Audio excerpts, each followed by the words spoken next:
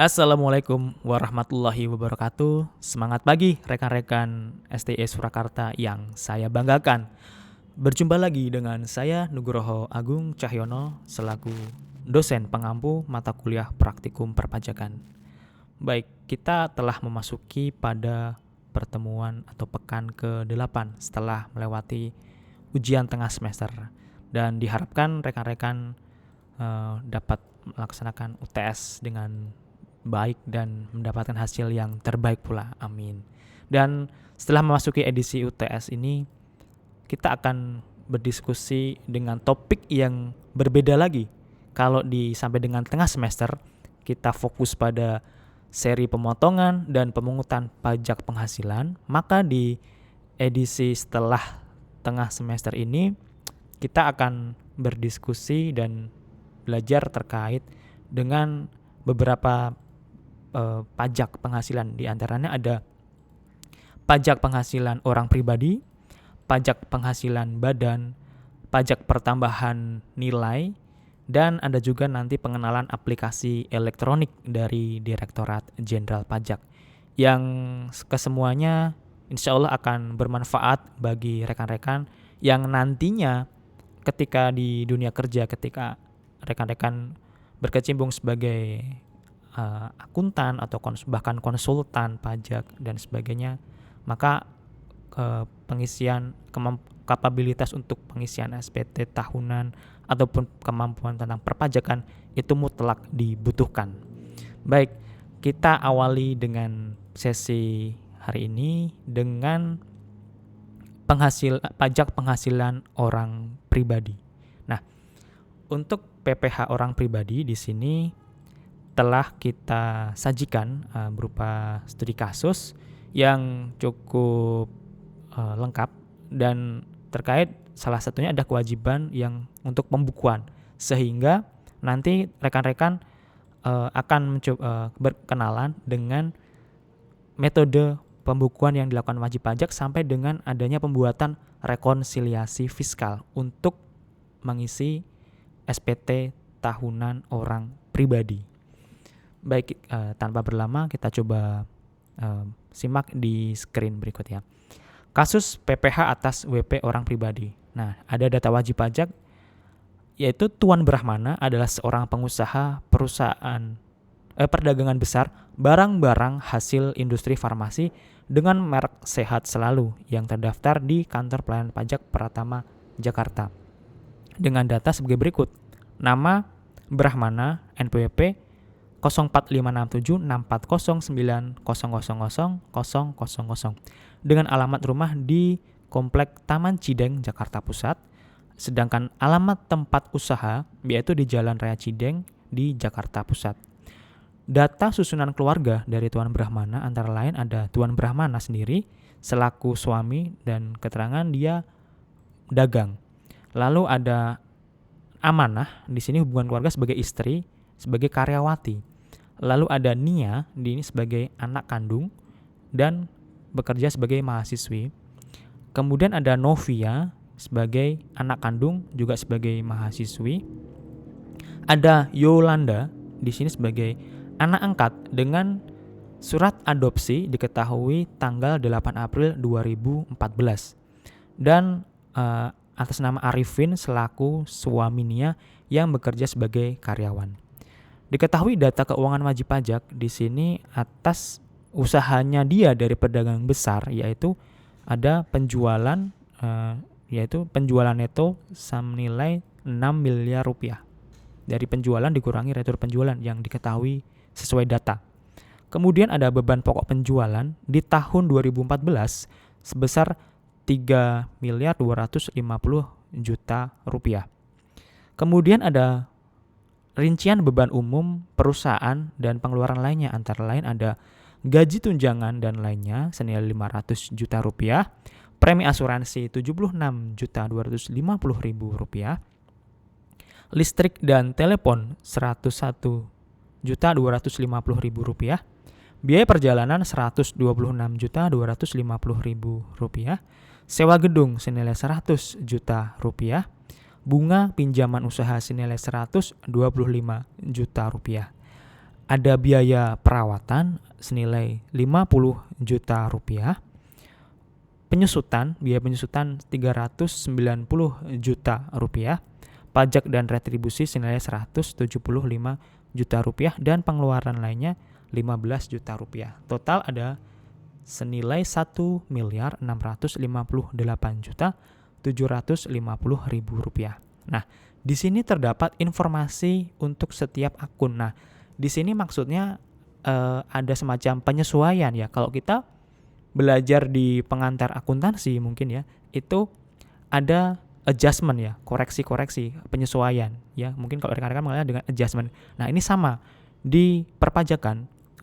Kenapa? Karena ada informasi yang harus disesuaikan karena kita nanti arahnya adalah kepada rekonsiliasi fiskal, yang mana kalau kita belajar di akuntansi komersial itu kita mengacu pada ketentuan PSAK misalkan di Indonesia ya.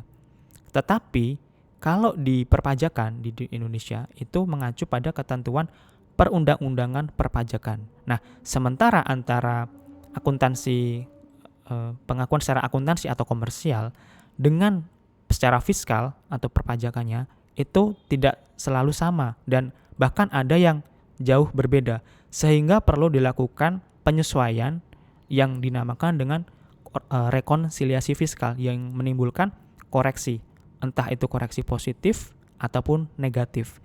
Kalau koreksi positif berarti itu nanti akan menambah penghasilan kena pajaknya.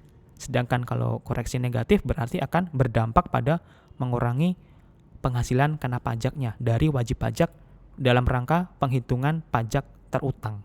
Seperti itu ya. Nanti kita akan belajar di sini.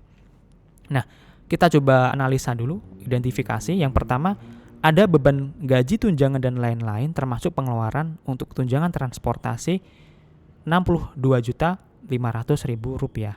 Tunjangan PPh pasal 21 untuk karyawan 37.500.000 rupiah. Yang kedua, premi asuransi dengan rincian pengeluaran untuk asuransi kebakaran bangunan kantor senilai 51.250.000 rupiah. Asuransi kecelakaan untuk karyawannya yang lain senilai 25 juta rupiah.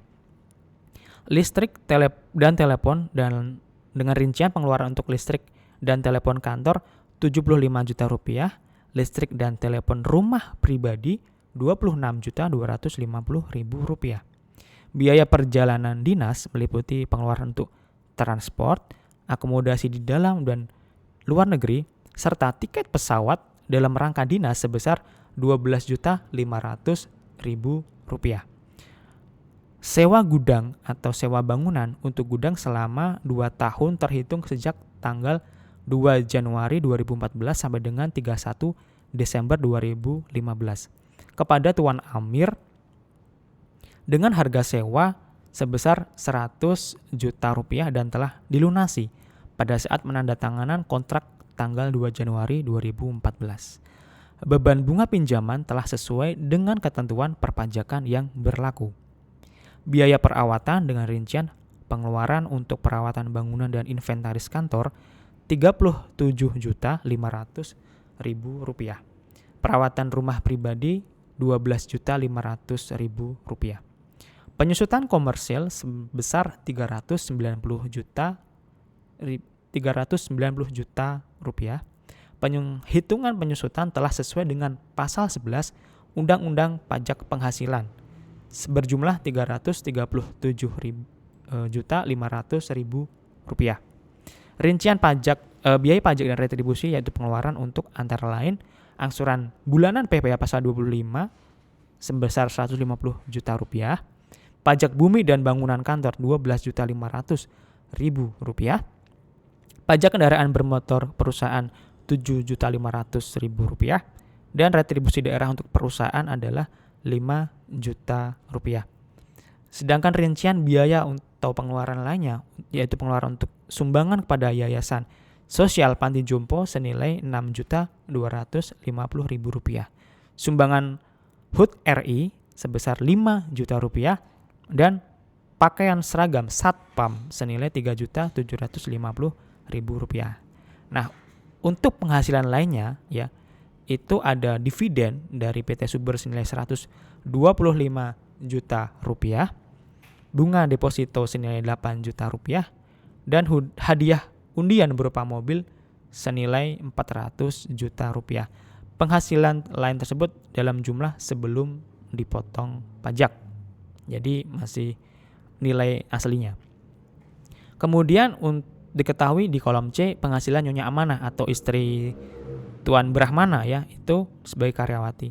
Nah, di sini perlu diketahui teman-teman sekalian bahwa menurut soal ini adalah tahun pajak 2014, sehingga di sini diketahui ada PTKP-nya itu Rp24.300.000. Nah, ini karena kita menyesuaikan di kasus di soal, sementara kalau misalkan kita berbicara di tahun pajak setelah 2016 adanya penyesuaian PTKP terbaru, maka itu kita menyesuaikan dengan terbaru. Cuman kita di sini di 2014 kita sesuaikan, di mana untuk PTKP diri sendiri itu senilai Rp24.300.000. Sementara di tahun 2016 sampai dengan sekarang itu Rp54 juta gitu ya. Jadi mohon untuk tidak bingung untuk ini, hanya karena kita menyesuaikan kasus di soal gitu ya. Kemudian daftar harta dan kewajiban di akhir tahun 2014 ada berbagai daftar harta yang tercantum dari bangunan rumah sampai dengan perabot rumah tangga gitu ya. Dengan keterangan juga sesuai dengan masing-masing harta. Sedangkan daftar kewajiban di sini ada dari Bank Mandiri dengan harga perolehan 1 miliar rupiah. Dan diminta di sini saudara untuk menyusun rekonsiliasi fiskal tahun 2014. Yang kedua, mengisi SPT tahunan PPh orang pribadi tahun 2014. Dan di sesi kali ini kita akan fokus terlebih dahulu untuk pembuatan rekonsiliasi fiskal tahun 2014. Sedangkan untuk pengisian SPT tahunan PPh orang pribadi pada sesi berikutnya, gitu ya teman-teman. Oke. Berarti di sini secara garis besar kita ketahui bahwa Tuan Brahmana sebagai orang pribadi ataupun sebagai usahawan ya, tepatnya usahawan di bidang industri farmasi ya, dengan data-data keuangan yang telah tertera. Nah, berarti langkah berikutnya kita akan menyusun terlebih dahulu laporan keuangannya, yaitu secara komersial terlebih dahulu sebelum nanti kita akan lakukan koreksi fiskal untuk menentukan rekonsiliasi fiskal atau penghasilan fiskalnya yang dipergunakan untuk perhitungan PPh terutang dari Tuan Brahmana. Baik. Nah, di sini kita bisa cek. Saya kecilkan dulu.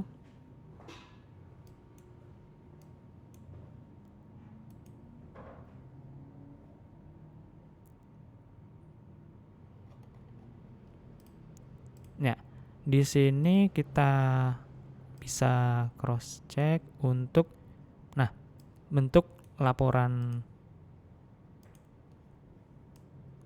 keuangannya. Kita berangkat dari data di Remawi 2, data keuangan wajib pajak ya. Nah, di sini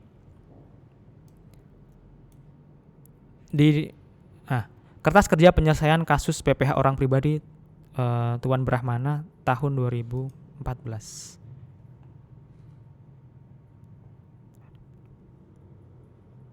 Tuan Brahmana.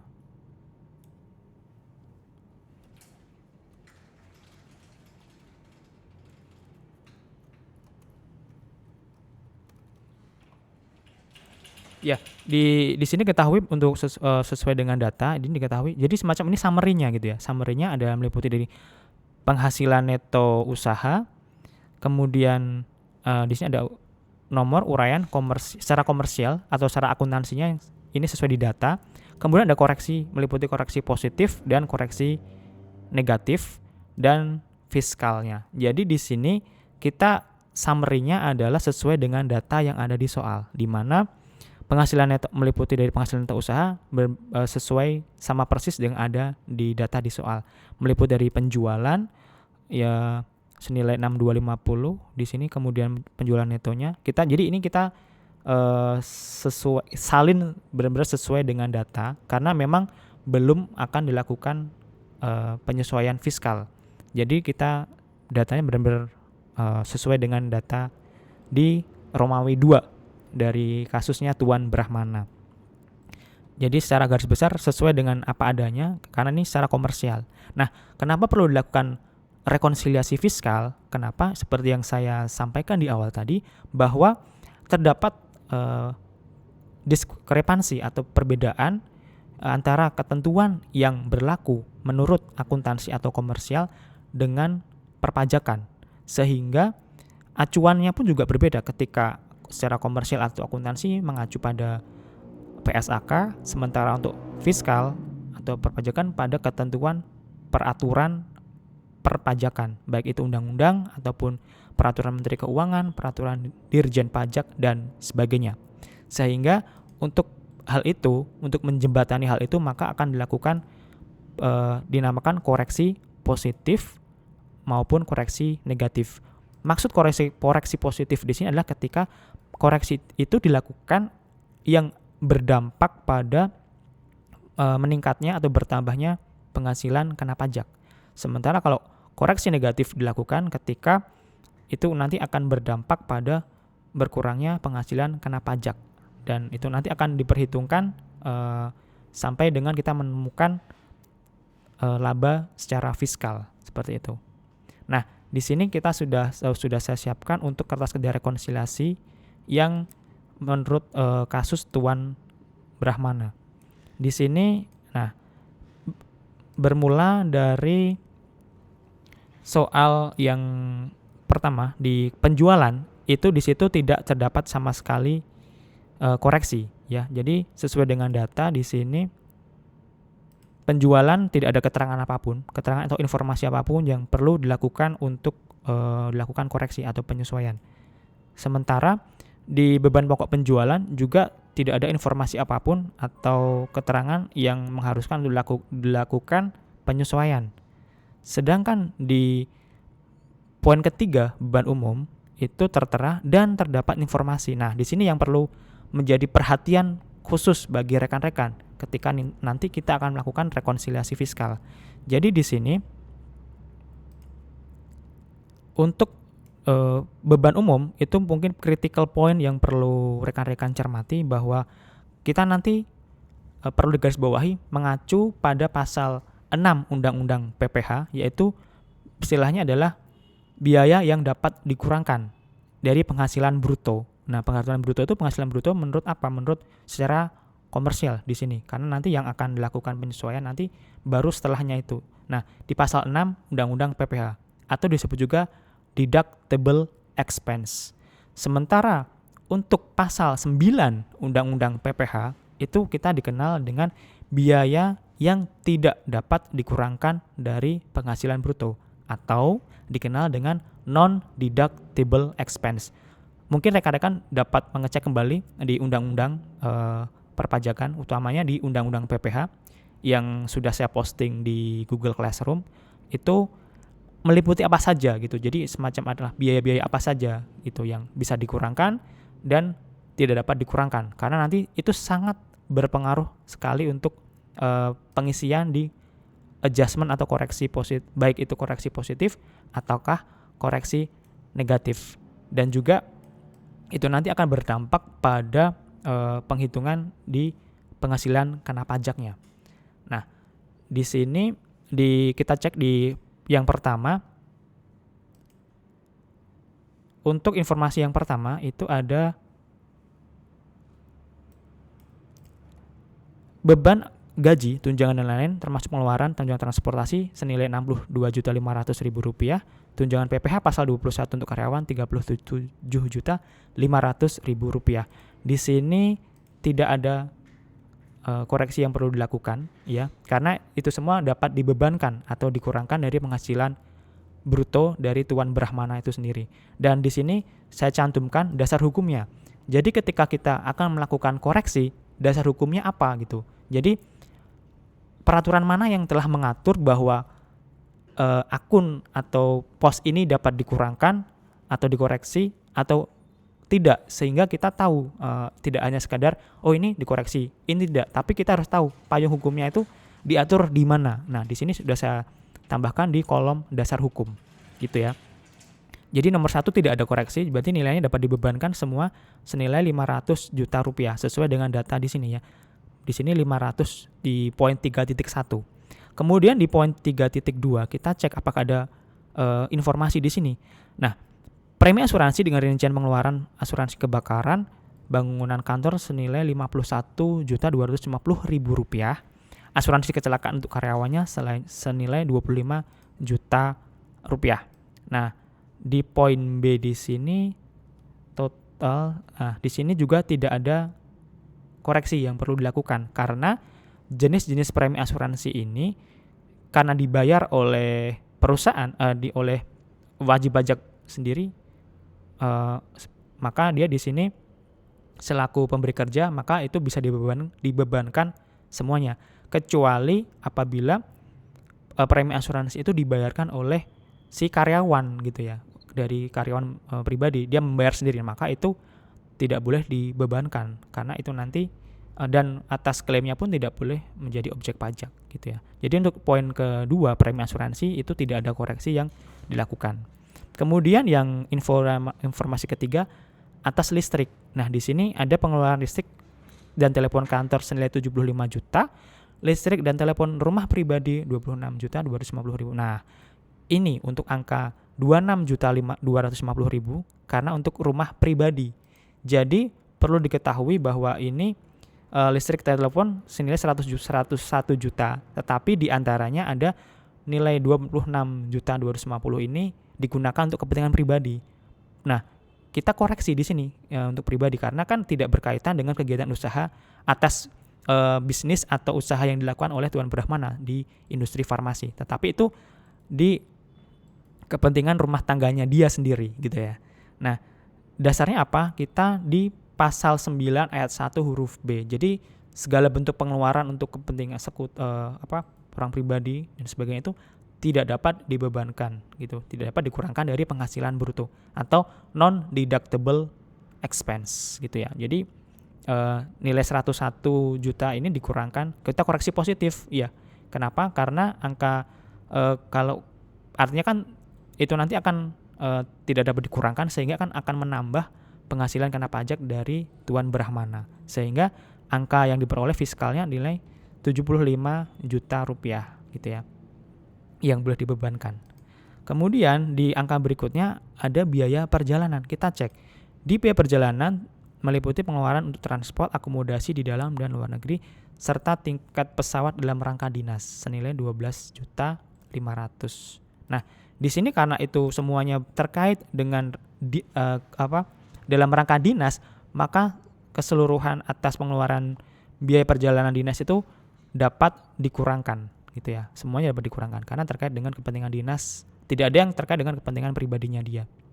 Lalu di berikutnya adalah sewa gedung. Nah, diketahui sewa gedung itu selama 2 tahun ya, 2 tahun dengan harga sewa 100 juta rupiah dan telah dilunasi di awal gitu ya, awal kontrak.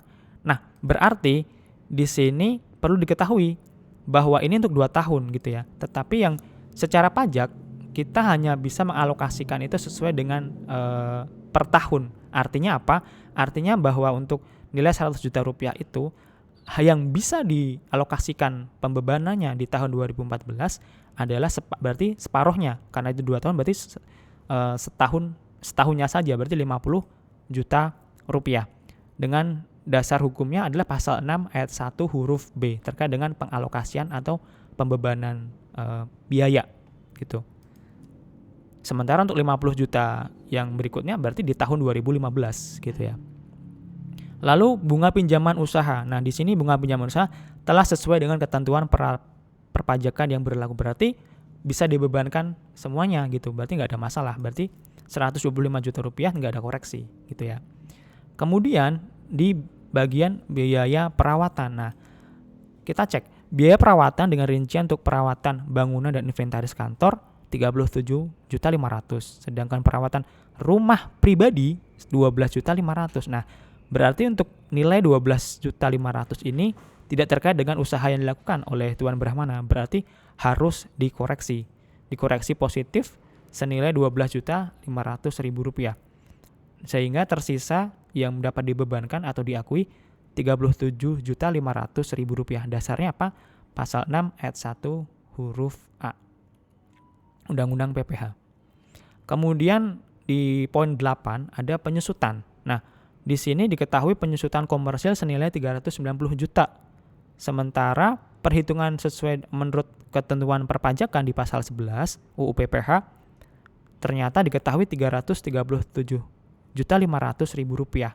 Berarti kita akan diisinya gini, Rp390 juta di sisi komersialnya, lalu di sisi fiskalnya 337. Berarti kita selisihkan gitu ya.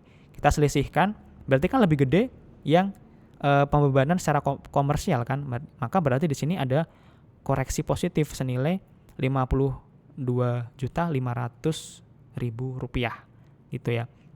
Karena yang diakui adalah yang sesuai dengan pajak, yaitu 337.500. Dasarnya apa? Di pasal 11 ayat 6 Undang-Undang PPH. Kemudian di poin 9, rincian biaya pajak dan retribusi, yaitu pengeluaran untuk ada asuran bulanan PPH pasal 25 senilai 150 juta, ada PBB kantor, ada PKB perusahaan kendaraan bermotor ya, sama retribusi. Nah, di sini perlu diketahui dari rincian berikut ini yang tidak dapat dibebankan alias yang dikoreksi atau tidak dapat dikurangkan dari penghitungan penghasilan brutonya WP adalah terkait dengan PPH. Hal ini diatur di pasal 9 ayat 6. Nah, berarti nilai dari rincian biaya di poin 9 dikoreksi senilai Rp150 juta karena itu menyangkut dengan ada unsur PPH-nya gitu ya. Sementara untuk PBB, untuk PKB, retribusi bisa dibebankan atau deductible expense. Sementara untuk nyangkut dia ada PPH pasal 25. Jadi apapun itu terkait PPH itu harus dilakukan koreksi alias non-deductible expense. Jadi yang diakui hanya senilai Rp25 juta. Dan pada poin ke-10 rincian biaya atau pengeluaran lainnya, yaitu pengeluaran untuk sumbangan pada yayasan, sumbangan HUT RI dan pakaian seragam senilai yang tertera, maka atas pengeluaran lainnya ini yang dikoreksi adalah terkait dengan sumbangan. Nah, sumbangan apa? Sumbangan pada yayasan panti sosial panti jompo dan sumbangan HUT RI. Kenapa? Karena apa? Karena diatur juga di pasal 6 Undang-Undang PPH ya, di huruf K dan seterusnya, itu sumbangan yang dapat dibebankan pada penghasilan bruto WP adalah sumbangan misalkan bencana alam gitu ya, kemudian sumbangan GNOTA, Gerakan Nasional Orang Tua Asuh, seperti itu, dan sumbangan terkait dengan penelitian dan pengembangan atau litbang ya, itu ada 4 di situ, nanti bisa dicek di pasal 6 di huruf K. Nah, sementara kan ini sumbangan pada yayasan panti jompo, kemudian ada sumbangan HUT RI ya, yang tidak diatur di pasal 6 Undang-Undang PPH, sehingga harus dilakukan koreksi. Sementara untuk pemberian pakaian seragam Satpam di sini termasuk sebagai adanya pemberian natura dan itu terkait dengan usaha yang dilakukan oleh WP, maka itu dapat dibebankan. Sehingga di sini pengeluaran lainnya dari Rp15 juta dikoreksi Rp11.250.000 dari angka Rp6.250.000 ditambah Rp5 juta, sehingga secara fiskal diakui senilai Rp3.750.000. Diatur, ada aturannya itu di Cap 213 tahun 2001, Cap Dirjen. Sehingga total beban umumnya ini ada 168.750, koreksinya total Rp302.500.000. Koreksi negatif tidak ada, kosong, sehingga secara fiskal Rp1.356.250.000. Dan untuk laba usahanya berarti kita hitung di sini ketahui 1.091.000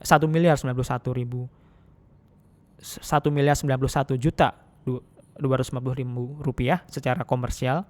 Kemudian secara fiskalnya ketemu Rp1.393.750.000. Kemudian tidak lupa ada penghasilan lain. Nah, di sini di penghasilan lain-lain itu ada 3, yaitu dividen, ada bunga deposito, dan hadiah undian. Dan nilainya di sini kan diketahui secara tertera dan belum dipotong pajak ya. Cuman ada hal yang perlu mungkin teman-teman ingat setelah belajar PPh pasal 4 ayat 2 final, bahwa untuk ketiga penghasilan yang diterima oleh Tuan Brahmana di sini ternyata ketiga-tiganya bersifat final. Sehingga apa konsekuensinya? Konsekuensinya adalah penghasilan tersebut tidak dapat digunggung atau dijumlahkan atau digabung dengan penghasilan dari yang ada dari usaha dari Tuan Brahmana. Sehingga di sini kita harus melakukan koreksi. Nah, di sini angka semuanya belum dipotong pajak sesuai dengan data yang ada. Berarti angka 125 juta, 8 juta, 400 juta di sini dilakukan koreksi negatif karena itu kan tidak menambah negatif, berarti tidak menambah penghasilan kena pajak dari Tuan Brahmana. Sehingga di sini untuk total penghasilannya adalah 0. Dengan dasar hukum apa? Untuk dividen dari PT Subur, itu dividen yang diterima oleh orang pribadi bersifat final ya, senilai 10%. Kalau mungkin coba dicek di pasal 17 ayat 2 Undang-Undang PPh. Sedangkan bunga deposito dan hadiah undian juga merupakan dipotong PPh pasal 4 ayat 2 bersifat final. Sehingga konsekuensinya dia akan dilakukan koreksi semuanya. Sehingga total biaya laba penghasilan neto dari Tuan Brahmana Rp1.393.750.000. Langkah berikutnya kita akan melakukan penghitungan PPh terutang. Untuk penghitungan penghasilan neto di sini sesuai dengan data di sini dari 1,3 miliar sekian ini. Kemudian PTKP. Nah, PTKP perlu diketahui di data ada beberapa anggota keluarga ya. Di sini ada anak kandung, anak angkat, suami. Oke. Manakah yang berhak menjadi tanggungan dan menjadi perhitungan PTKP dari Tuan Brahmana pada perhitungan pajak tahunan dia? Nah, kita identifikasi bahwa di sini istri karyawati, pasti kan di sini karena dia hanya dari satu pemberi kerja, maka dia nanti akan masuk di final, penghasilan final di kolom SPT tahunan Tuan Brahmana. Sementara untuk Novia di sini Nia di sini anak kandung ya, masih mahasiswi sebenarnya dia.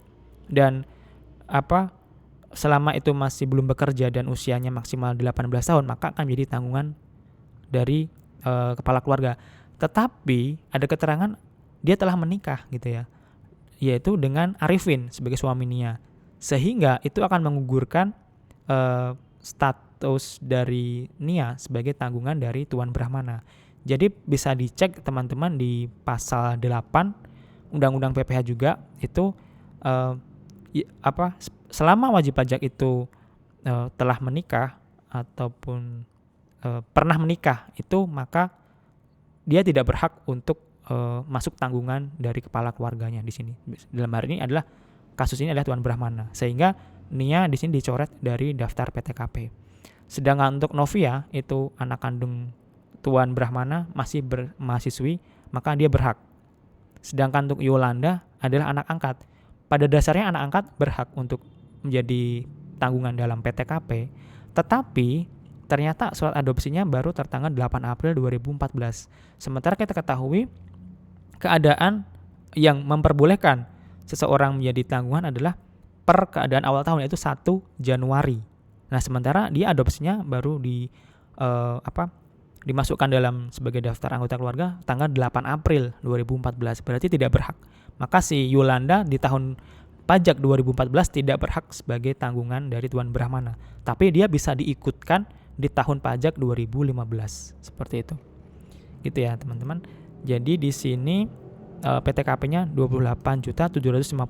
Dari mana? Karena kita ingat ini tahun pajak 2014, sehingga 24.300.000 Rp300.000 ditambah status menikah yaitu Rp2.025.000 dan satu tanggungan Rp2.025.000.